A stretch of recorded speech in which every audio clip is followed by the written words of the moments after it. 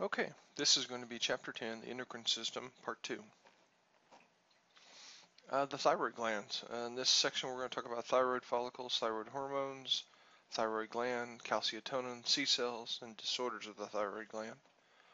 The thyroid gland lies anterior to the trachea and just inferior to the thyroid, forms the anterior surface of the larynx, or the voice box. Thyroid follicles and thyroid hormone. Thyroid follicles, they're spheres lined by simple cuboidal epithelium, contains a viscous colloid, contains proteins and large amounts of thyroid hormones. They're surrounded by a network of capillaries, and under thyroid stimulating hormone, thyroid hormone is released. Most bind to blood for reserve supply. A small percentage diffuse into the target cells, and then we have about a 1-week supply in the bloodstream. Thyroid follicles, and this is continued here. Thyroid hormones. Thyroxine contains 4 atoms of iodine, also known as thyrodothronine, or T4. That's why we call it T4. Accounts for 90% of the thyroid secretions. Triiodothyronine, or T3, more potent molecule, or thyroid hormone, contains 3 iodine molecules. Binding of thyroid hormone to the mitochondria increases the ATP rate, and that's what the thyroid does. It increases metabolic rate. Cells consume more energy, and energy is measured in calories, called a calorogenic effect. And an aberrancy of this is a goiter. A goiter is an enlargement of the thyroid gland. So if you're interested in seeing what a goiter looks like, just Google Google goiter, and they should have quite a few images of some very extreme goiters. The C cells of the thyroid gland, calcitonin. The C cells produce the hormone calcitonin, and this helps regulate calcium concentrations in the body.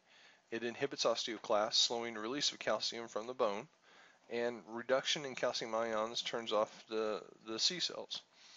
Important in childhood, stimulates active bone growth. So this calcitonin C cells is going to primarily adjust our calcium levels in our body. And this is figure 1010, the thyroid gland. And if we'll take a look at the thyroid gland here, this is the thyroid gland. And if we'll take a look at how many vessels are surrounding this. Now, why that's important is because whatever this gland spits out, it easily does it into the vasculature. These are a real picture of the thyroid follicles. This is where most of our thyroid hormones are going to be located at. And then these are C cells. This is homeostatic regulation of calcium, and how this works is this is on all of these, is it kind of works in a figure 8 fashion, and I'll kind of talk you through it here. Okay, so this is homeostatic regulation of calcium. A rise in calcium levels in the blood, so now your calcium levels are increasing. Thyroid gland produces calcitonin, and this is going to increase excretion of the calcium in the kidneys, so the kidneys are going to start kicking out calcium. Calcium deposits in the bone, inhibition of osteoclasts, so this is going to start putting it in the bone, and then blood calcium levels decline. And hopefully this is going to maintain a balance in your body, or a calcium level of 8.5 to 11 milligrams per deciliter. Now on the other end of it, if you have low calcium levels or falling calcium levels, the parathyroid gland gets involved, releases stored calcium from the bone, stimulation of osteoclasts, inhibits of osteoblasts, enhances reabsorption of calcium in the kidney, so instead of kicking it out, it's calling it back in. Stimulation of calcitonin production at kidneys enhances calcium and phosphate absorption by the digestive tract. So now the small intestines have got involved in it, and they're pulling in more calcium, and this is going to increase blood calcium levels. So again, we started here this time. Now if it rises too much, I'll do this. So as you're looking at this, just remember it kind of works in a figure 8, and this is figure 1011, homeostatic regulation of calcium in your book. This is the thyroid loop, hypothalamus, Anterior pituitary, thyroid stimulating hormone, kicks into the thyroid gland. Thyroid hormones released into the circulation. Remember, we carry a week of it in our blood, and this is going to go out to the target organs. So disorders of the thyroid gland. We have hyperthyroidism, which is too much, excessive thyroid hormone, agitation, insomnia, poor heat tolerance, weight loss, weakness, dyspnea, and tachycardia. If we kick everything into overdrive,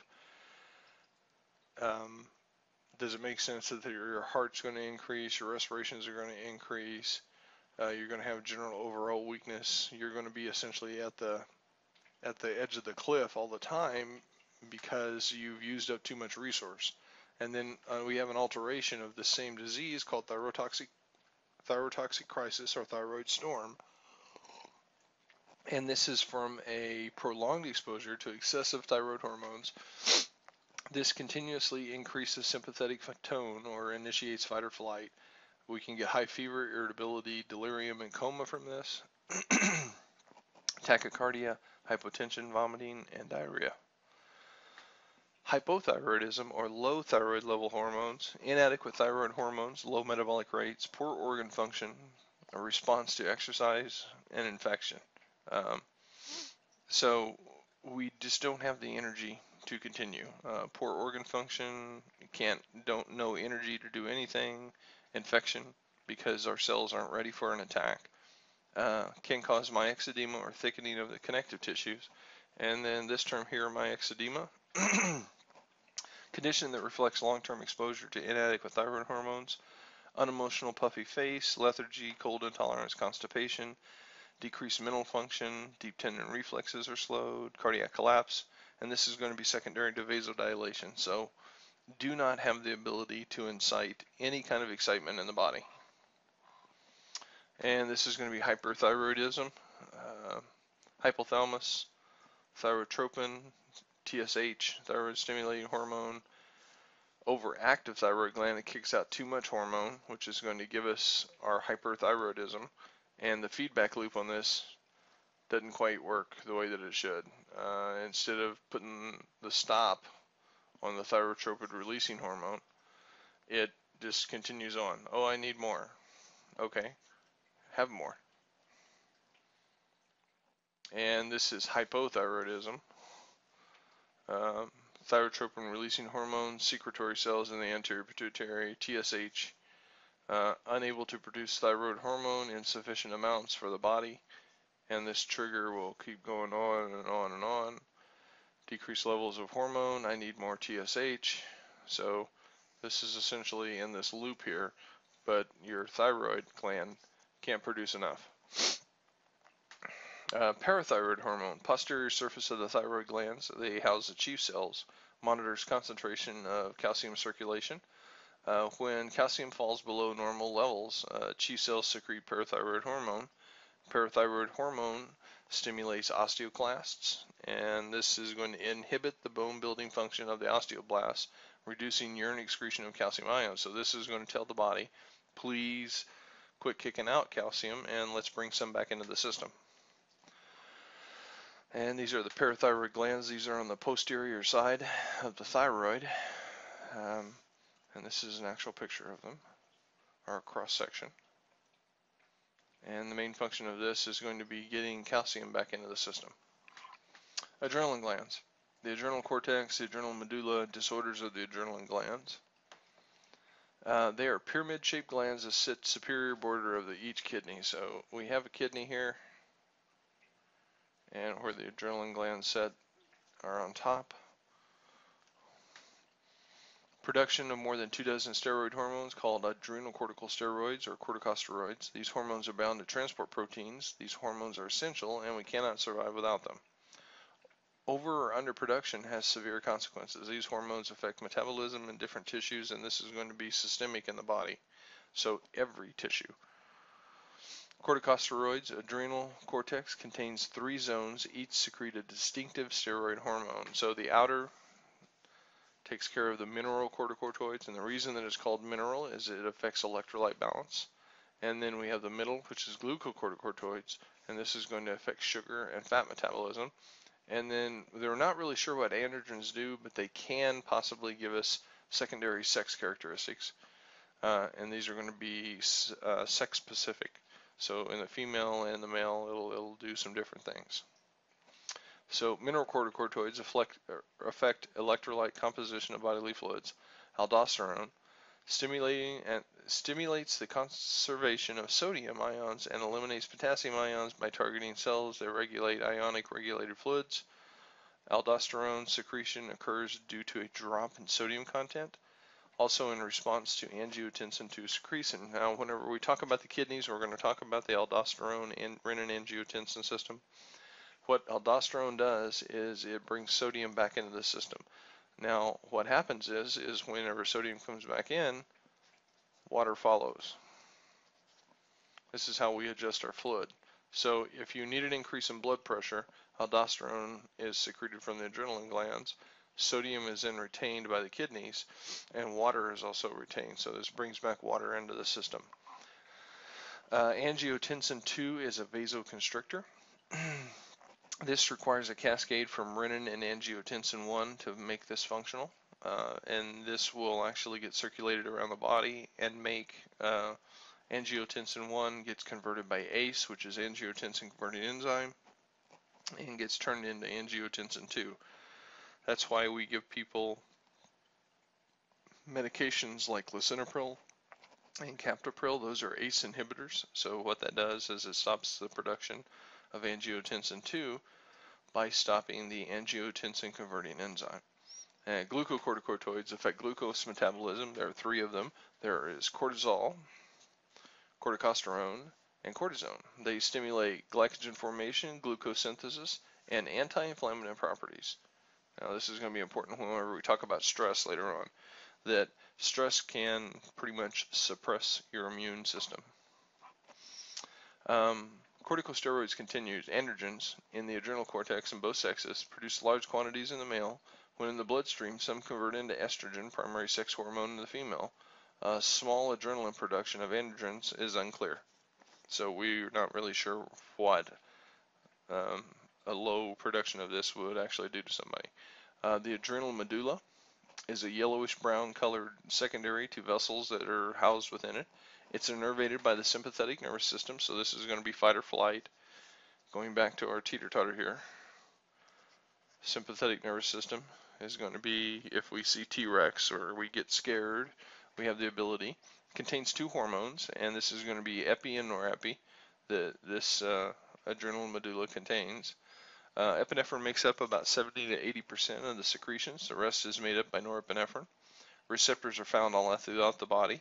Skeletal muscle, fat cells, liver cells, cardiac muscle. The skeletal muscle secretions mobilize glycogen and accelerate breakdown of glucose to provide ATP. So if we initiate epinephrine, or vice versa, if you initiate glucagon or glycogen or any spot in the chain of this, you're going to excite the adrenaline gland to excrete some epinephrine. And we'll talk about that later, and we'll talk about it more whenever we're talking about beta blocker overdose in pharmacology. The adrenaline gland. So here's the kidney. Right here, this is the pyramid shaped. This is a blow up of it. These are where androgens are produced. This is where glucocorticoids, and then we have mineralocorticoids that are produced from here. So mineral, glucocorticoids, and then androgens. Oh, and again, please note that how close this is to the vasculature. So if I secrete hormones, it can easily get where it needs to go to. Cushing syndrome or hyperadrenalism, long-term exposure to excessive glucocorticoids, cortisol, antagonizes insulin gluconeogenesis with protein catabolism. Fat handling is pretty much altered if we have Cushing syndrome. Atherosclerosis and hypercholesterolemia are common. Diabetes, vascular sensitivity to adrenaline, cortisol, anti-inflammatory, and immunosuppressive properties predispose patient to infection. So If you are under stress hormones or continuously under the effect of the sympathetic nervous system, you have an increase here because of hyperadrenalism. The immunosuppressive properties of the glucocorticoids will make you susceptible to infection. That's why if we get really, really stressed for long periods of time, we can actually get sick. As far as symptoms, moon face, weight gain, skin is transparent in appearance, they bruise easily, delayed healing, cardiovascular disease, and stroke have a higher incidence, and that's because just stress hormones going 24/7. Clinical notes, disorders of the adrenal gland, Addison's disease, adrenal insufficiency, so this is going to be low due to cortical destruction, low glucocorticoid production, disturbances in water and electrolyte balances, increases urine.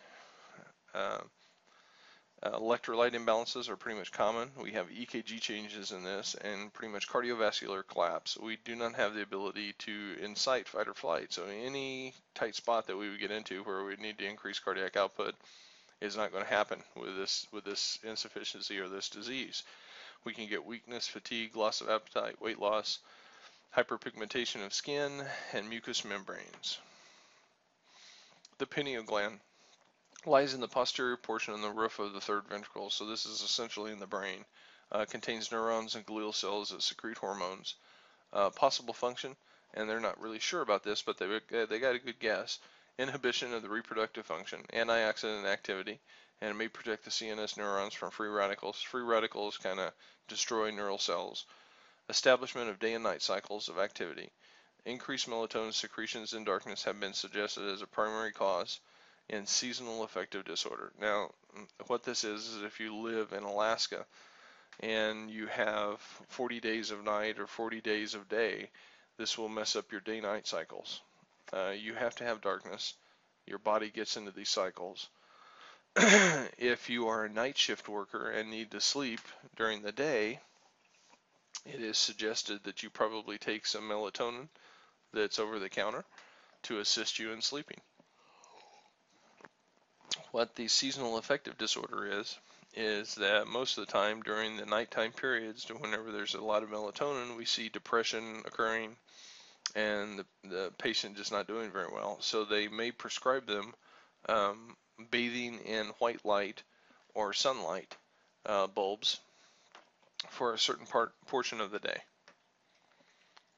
The pancreas, regulation of blood glucose concentration and diabetes mellitus in this section. J-shaped loop between the stomach and proximal portions of the small intestine.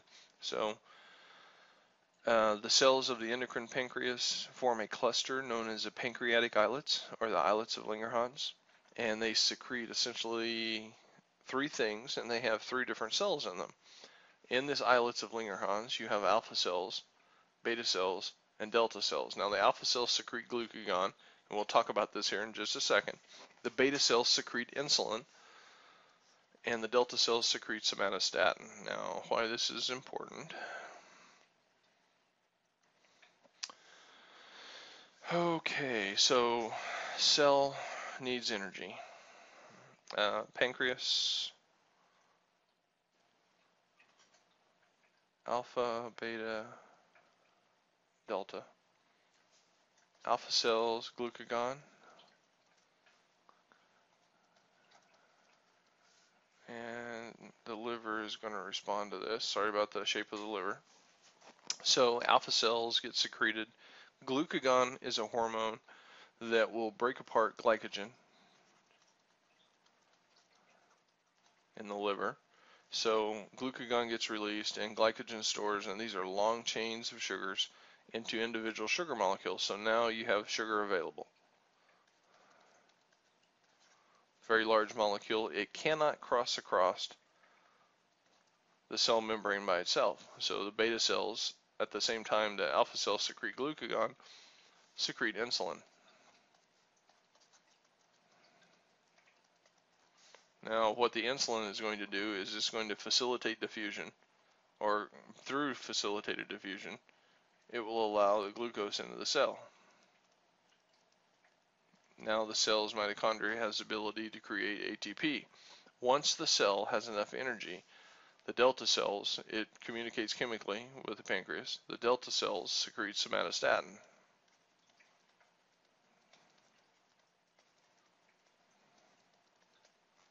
And what that does is that stops alpha and beta from producing glucagon and insulin. This is considered gluconeogenesis, production of new sugar. So alpha, beta, and delta cells need to really wrap your heads around that. That's going to come up again.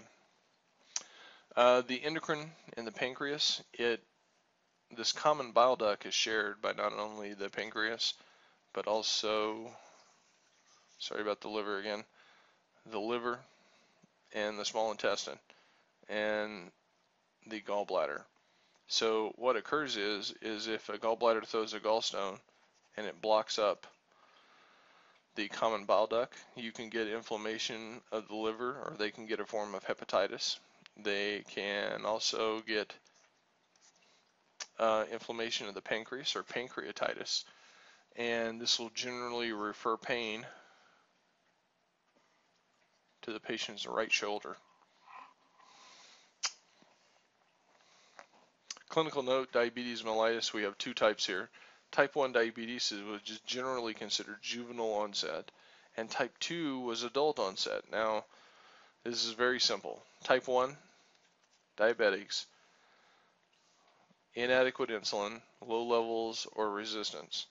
So type 1 diabetic is essentially going to produce no insulin. These guys are going to be insulin dependent.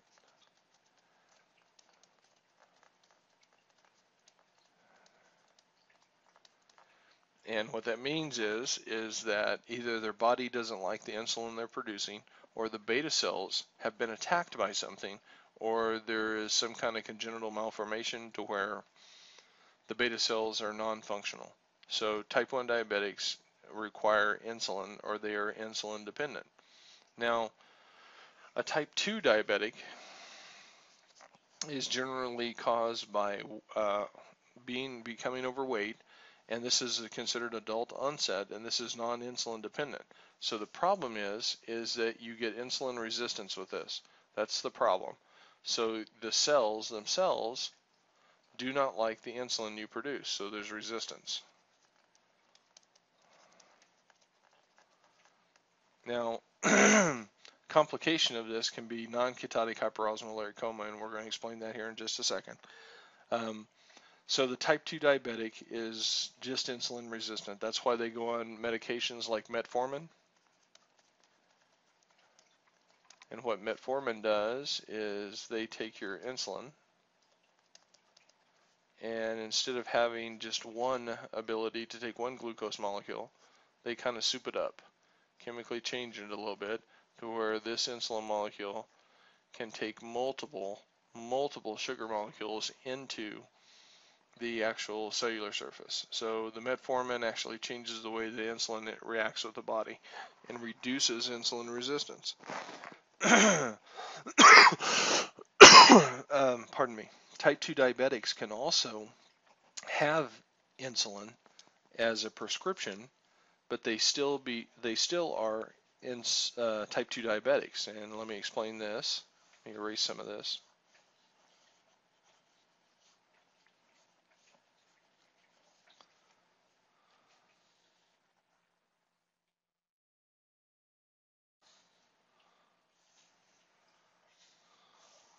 Okay, so think of it like a wall.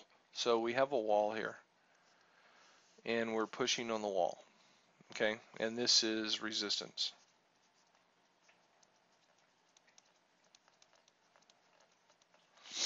So we have created, given the patient metformin, this helps with the resistance. This pushes or makes the insulin work better, but we still have the insulin resistance. Sometimes what we need is a synthetic version. If the patient's body does not like their own insulin, then we give them insulin. And what this will do is this will overpower the resistance. So type 2 diabetics can also be on insulin as a prescription, but it's just to help with the cellular resistance. Clinical note here, endocrine emergencies. We have a couple different types. We have hypoglycemia, which is too low a sugar. Diabetics most of the time don't pay attention to their sugar levels. They'll forget a meal and they'll go ahead and take their insulin. Well, the insulin takes all the sugar out of their vasculature and pulls it into the cell. So too much insulin and not enough glucose, and this is called insulin shock. This is going to alter their mentation. They're not going to be able to respond to you normally. Blood sugars should always be checked on anybody that has an altered mental status. Diabetic ketoacidosis is caused from too much sugar levels and not enough insulin. Your body is going to try to maintain homeostasis. So the cells actually start metabolizing muscle and fat. Whenever they metabolize fat, a byproduct of the metabolization of fat is a ketone, and ketones are highly acidic. So the production of ketones, and this is highly acidic, and this gives the patient diabetic ketoacidosis. Now, clinical signs and symptoms of this are going to be a blood sugar level that reads high on your monitor, and they're going to be in something called Kussmaul's respirations. Now, the Kussmaul's respiration is going to increase their respiratory rate and blow off as much CO2 as possible because they are acidic. We'll talk about this more later whenever we hit it in the actual paramedic curriculum. Non-ketotic hyperosmolar coma, pardon, and this is caused from a dehydration of the cells in a hyperosmolaric state. Both insulin and glucose are present, so they do not make ketones. So this is a type 1 diabetic problem, and this is a type 2 diabetic problem. And let me explain that non-hyperosmolaric coma a little better here. So I need to tell a little story. Let's say we had a beaker and we filled it up with water, and this was an experiment, so we added a 3% acid solution. With that,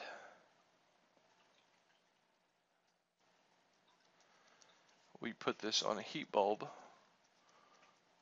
and did this on a Friday and then left for the weekend, and we forgot about the heat bulb. So we get back Monday morning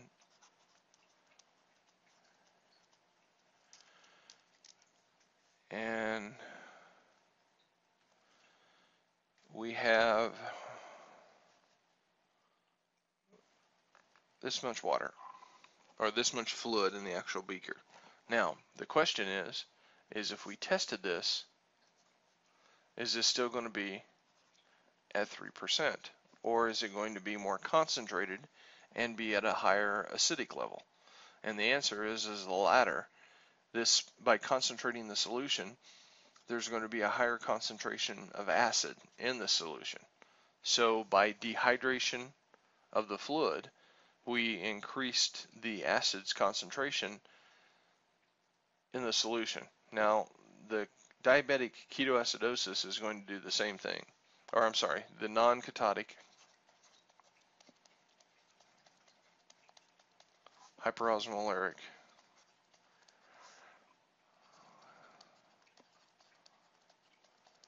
acidosis is going to do the same thing as this example here. So what essentially is going to happen, and I'm going to get rid of some of this,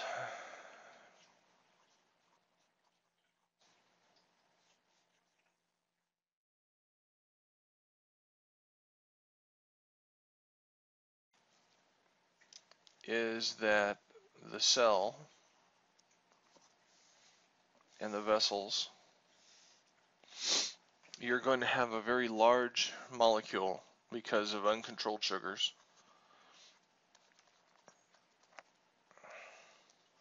So what's going to happen is fluid is going to rush towards the thicker material. Now this is a review from, I think, chapter 3 or 4, osmosis, which is the diffusion of water. Wherever the thicker material is, that's where the water is going to go. Now in the case if you have tons and tons of sugar that is in the vasculature, this is definitely going to be the thicker substance. So it's going to pull fluid from the extracellular space and the intercellular space And what's going to happen is that cell is going to crenate or get smaller. Now, the question is the same one we asked earlier. What do you think the acidity level on the inside of that cell is? Obviously, if we concentrate the solution, the acidity level is going to be higher. So this is a non-ketone producing hyperosmolaric, and that's what we just explained here, acidosis. And the acidosis is actually inside the cell. This is detrimental. They don't do well with this. They can easily die from this. You cannot get your pH very far from 7.35 to 7.45 without dying. So non-ketotic hyperosmolaric coma, this is going to be a type 2 diabetic problem, and DKA or diabetic ketoacidosis is going to be a type 1 problem. And again, this works like a figure 8. When you're looking at this, this is going to be figure 1019. And let's start off with rising blood glucose levels. So blood glucose levels come up. Beta cells secrete insulin to get rid of some of it. This increases the rate of glucose transport in target cell, increases the rate of glucose utilization, increases conversion of glucose to glycogen. So we're going to store some things if we can. Increased amino acid absorption and protein synthesis, and increased fat synthesis or adipose tissue. So actually insulin makes this more fat. Blood glucose concentration declines because of all of this, and hopefully it goes back to normal, which is 70 to 110 milligrams per deciliter. On the flip side of that, if we have lowering blood glucose levels, now this would be what would happen to the person in insulin shock. I've taken too much insulin, and I need sugar, essentially. So declining glucose levels, the alpha cells secrete glucagon, which is going to increase the breakdown of glycogen to glucose, and this is going to happen in liver or skeletal muscles. Increase the breakdown of fats to fatty acids, and this is going to occur in the adipose tissue. And increase synthesis in the release of glucose in the liver. Now this is what we had talked about, glycogen to glucose, through the effects of glucagon earlier. Blood glucose concentrations are going to rise, and hopefully homeostasis is going to be balanced at that point. So again, the figure 8. The endocrine tissue and other organs, intestine, kidneys, heart, natriuretic peptides, the thymus, the gonads, estrogen replacement therapy, and adipose tissue. Intestines, they're controlled autonomically, and most processes are controlled locally. As far as the intestines go, there's all kinds of hormones that are released, as well as enzymes, whenever we digest things. So we're going to talk about this more in the digestive chapter. Kidneys release a steroid hormone called calciutrol and erythropoietin and renin. Each one of these have a different job. Calciutrol, secreted in response to parathyroid hormone, stimulates absorption of calcium and phosphate across the intestinal lining. So what this does is this gets more calcium to get pulled out of the food that we're digesting. Erythropoietin, or EPO, released by the kidneys in response to low oxygen levels in the kidney tissue, stimulates production of red blood cells by the bone marrow. So this sees as, okay, we're hypoxic here, let's get more red blood cells in play, and that's what the EPO does. There's actually synthetic medication of this. Procrit would be a version of this for people that are taking various forms of cancer treatment because they actually have low hemocrits or low blood levels, more specifically red blood cells. And then last but not least here, we're going to talk about renin. Renin is released by special cells in the kidneys, start enzymatic chain reaction known as renin-angiotensin system. Renin leads to the formation of angiotensin II, which stimulates the production of aldosterone and ADH. So we get renin. This is a brief overview. Angiotensin 1. ACE converts it to angiotensin 2. This is what causes vasoconstriction.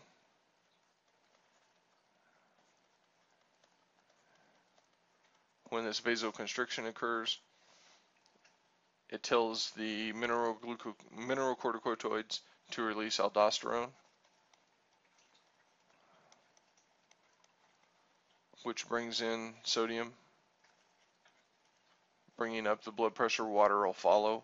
And then ADH. Now, ADH is anti-diuretic hormone or anti-peen hormone. And all of this, things that we just talked about, are to preserve fluid levels in the body. The heart, endocrine cells in the right atrium. If the blood volume becomes too great, atrial natriuretic peptide is secreted, and this would oppose the effects of angiotensin II. So the negative feedback system on the angiotensin II is in the right atrium. If you have too much blood volume coming in and it stretches the right atrium, atrial natriuretic peptide is released. Now what this does is this communicates chemically with the body and says, hey, let's slow down the movement of fluid into the body. We don't need as much as you first thought. Natriuretic peptides, there's a numerous amount of them. Atrial natriuretic peptide are produced by the atria from stretch, and this is going to oppose angiotensin II. Brain natriuretic peptide synthesized in the ventricles from stretch. Now, they run a test when you get to the hospital if you have CHF or congestive heart failure symptoms, and they look at a BNP that would be greater than 500. Now, if you have a BNP greater than 500, it is suggestive that you actually have congestive heart failure. And what that does is, as the ventricles are stretched from the pressure, from the backup of multiple systems in the cardiovascular system, those stretch receptors release brain natriuretic peptide. So if on a lab test we find an amount greater than 500, then that would say that you have congestive heart failure. C-type natriuretic peptide produced by the brain. ANP and BNP are released in response to atrial and ventricular stretch, and they counteract angiotensin II systems. And this is going to be linked to sodium diuresis, or the getting sodium out of the body.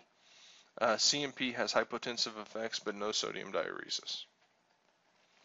The thymus produces several hormones collectively known as thymosins. They play a key role in the development and maintenance of the normal immune function. So the thymus gland, which is directly affect to our immune defenses, essentially secrete thymosins, which will adjust white blood cells to become T cells.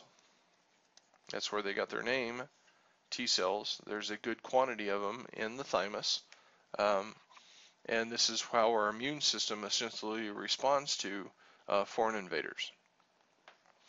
Gonads, the testes, interstitial cells in the testes produce androgens, and this is the thing that we're not really specifically sure on, but we are about the sex characteristics. Produce functional sperm and maintain secretory glands of the reproductive system in males. Determine secondary sex characteristics and distribution of facial hair and body fat. The ovaries, follicles under the stimulation of follicle-stimulating hormone cells surrounding the ova produce estrogen. Estrogen supports the maturation of eggs and the stimulation and growth of the lining of the uterus. Now, under FSH stimulation, or follicle-stimulating hormone, the follicle cells secrete inhibin, which suppress FSH in a negative feedback system. So it's kind of got its own little working loop there. After ovulation and the follicular cells reorganize in the corpus luteum, the corpus luteum begins to release estrogens and high concentrations of progesterone.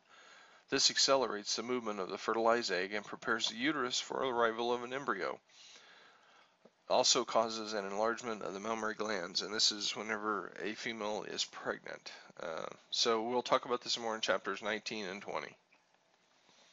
Clinical note, estrogen replacement therapy. Now, estrogen is kind of important because as you get older and go through menopause, it assists the body in controlling calcium and bone thickness and bone density.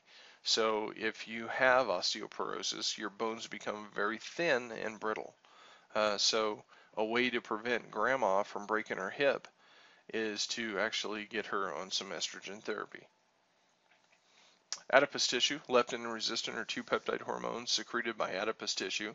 Leptin, secreted by adipose tissue throughout the body, negative feedback mechanism for the control of appetite. Enhances gonadotropin synthesis. Thin girls start puberty late. Increase in body fat can improve fertility. Women stop menstruating when they become too thin, and we see this in marathon runners all the time.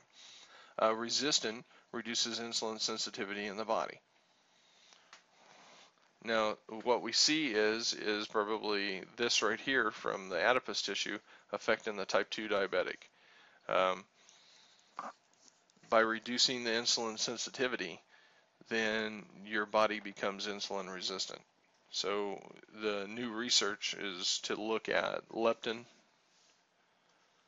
and resistin and see if we can attach to those and utilize those in the treatment of type 2 diabetics. Patterns of hormonal interaction. Hormones and growth, hormones and stress, physiological response to stress, hormones and behavior, hormones and aging, and endocrine disorders. Patterns of hormonal interaction, antagonistic effects, and antagonistic means opposing. So whenever we have an effect that we want, if we have an antagonistic effect, it's going to work the opposite of it. Synergistic effect, net result is greater than the sum of the two individuals. So if you have part A that has a that is having a specific effect, and you have part B that is adding to that effect, they can become synergistic. And what I mean by synergistic is if they're both pushing the same direction, they have a greater push. Permissive effect. One hormone must be present to allow a second hormone to produce its effects. And that is absolutely correct. The permissive effect, we're going to see this in multiple locations, that one hormone has to be in place before we can actually facilitate the secondary hormone from actually working. Integrative effects, different but complementary results, and an example of this is going to be calcium and parathyroid hormone, or the control of calcium levels or calcium hemostasis in the body. 7-11, hormones and growth. We have growth hormone, protein synthesis and blood glucose concentrations. Lower high growth hormone can cause dwarfism or gigantism. Thyroid hormones, we talked about the thyroid here. Normal growth, if absent in the first year of life, the nervous system does not develop correctly and may cause retardation. Insulin, growing cells need adequate energy. Without insulin, drastically reduced or eliminated because the insulin allows glucose into the cell. Parathyroid hormone, the absorption of calcium for building bones. And then we have reproductive hormones. They affect osteoblast in males and females, cell population affected by the presence or the absence of sex hormones. Hormones and stress. Stress is a condition that threatens homeostasis, whether it be physical or emotional. Any kind of condition like this would be a form of stress. All stress factors produce the same basic pattern of hormonal and physiological adjustments, and they occur in 3 phases: an alarm phase, a resistance phase, and then an exhaustion phase. In the alarm phase, we get essentially a fight or flight. So this is increase in sympathetic tone. Now, during the resistance phase, we're trying to adjust to the stress that's been put on us, but that brings about more endocrine organs. Examples of this: renin, angiotensin. This is going to give us hypertension. Adrenal cortex, mineralocorticoids with ADH, and this is going to actually add to the hypertension, retain sodium, and make us not pee as much, concentrate our urine more. Antidiuretic hormone. Both of these are going to add to the hypertension. Pancreas and glucagon, we're going to probably put on more fat. Glucocorticoids, peripheral tissues except neural tissues break down lipids to obtain energy. Growth hormone mobilizes the remaining energy reserves. Lipids are released by adipose tissue. Amino acids are released by skeletal muscle. So all of these go into effect on the resistance, and this is long-term metabolic adjustment. So if you have a very stressful job, this is probably what you're in at any given point, is a resistance phase. And then last but not least, we have something called the exhaustion phase, and this is where you can no longer provide the support that is needed for your body to maintain what it's in. And this is going to be a collapse of the vital systems, exhaustion of lipid reserves, inability to produce glucocorticoids or cortisol failure, failure of electrolyte balance, cumulative structure and functional damage to the vital organs. So quick summary here. I needed you to understand the difference between chemical classes of hormones, and this is going to be protein-based and or fat-based. Please review those. That's going to be in part 1, understanding how hormones act in the body. And they are essentially messengers for systemic events in the body. Review the locations, hormones released, and hormonal function of the endocrine glands and tissues. Please look at that one slide set that is in part 1 that shows you like thyroid hormone, thyroid stimulating hormones release, which activates T3, T4, and then what the T3, T4 does to the cellular level. Just take a look at that whole table system. Understand how hormones impact growth and stress, and that's what we just reviewed, and growth hormone is going to be involved in that, and long-term or various phases, whether it be the alarm phase or the exhaustion phase or whatever phase that the person might be in due to external stress on them, and review how hormones interact to form coordinated responses. And this is going to be, again, the cascading TSH to T3, T4 diagram that's in the book on the picture, kind of overview that. Terms you should know: adrenal cortex, adrenal medulla, this is the adrenaline gland. Endocrine cell, this is what we've been talking about, that gets hormones. First messenger, example of a first messenger was a G protein. General adaptive syndrome, and that's what we were kind of talking about there at the last with the exhaustion phase and things like that. Glucagon, secreted by alpha cells in the islets of Langerhans. What a hormone is, this is all we've been talking about. Any and norepinephrine, epinephrine, thyroid hormone, adrenocorticotropic hormone, the list goes on. Hypophyseal portal system, this is going to be how the anterior, posterior pituitary get those hormones out to the rest of the body through the portal system. Hypophysis, this is going to be the same area, so these will be in the same location when reviewing. Insulin, beta cells in the islets of Langerhans. Pancreas shares a common bile port with the small intestines, gallbladder, and liver, and it has islets of Langerhans in it, or 3 different types of specific cells. Alpha cells secrete glucagon, beta cells secrete insulin, and delta cells secrete somatostatin. Peptide hormone, and this is going to be protein-based hormones. This is going to require secondary messenger because it is not fat soluble. Pituitary gland, pretty much the master gland. Secondary messenger, the secondary messenger example in the book was going to be cyclic adenosine monophosphate, and this is how our adrenergic hormones actually work. And then we have steroid hormones. The steroid hormones are from the adrenaline gland, and these constitute mineralocorticoids, glucocorticoids, and then androgens. If you have any question concerning this, feel free to call me, area code 405-219-7613, or you can get a hold of me at smithr@imsa.net. Thank you.